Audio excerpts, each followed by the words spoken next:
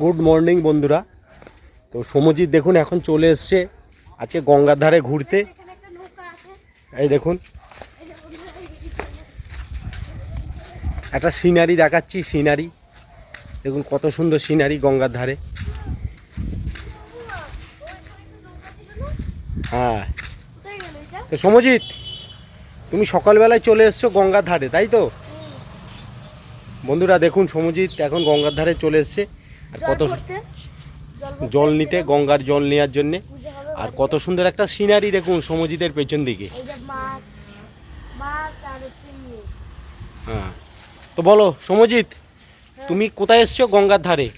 তো তোমার জন্য একটা ছোট্ট প্রশ্ন, বলো কোন নদী ভারতের দীর্ঘতম নদী? বলো কোন নদী ভারতের দীর্ঘতম নদী? গঙ্গা। Right answer. তো এইটা প্রশ্ন ছিল, এবার ধাঁধা, ঠিক আছে? বলো একটি গাছে 10খানা শালিক বসে আছে, হ্যাঁ? তুমি একখানাকে ইট মারলে, তাহলে ওই গাছে আর কটা শালিক থাকবে?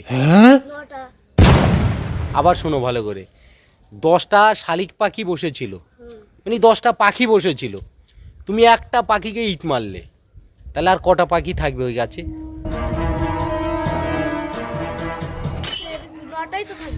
কেন 9টা থাকবে? দেখুন বন্ধুরা দেখাচ্ছি, গঙ্গাটা দেখুন। 10টাই থাকবে, 10টা মরে গেলে তো গাছেই তো ঝুলবে। আমি মরে যাবে বলিনি, আমি বলেছি একটা গাছে 10খানা পাখি, তুমি একখানাকে ইট মারলে, তাহলে আর কটা পাখি ওইখানে বসে থাকবে? 10টাই থাকবে। 10টা পাখি বসে থাকবে? তোমার উত্তর ভুল।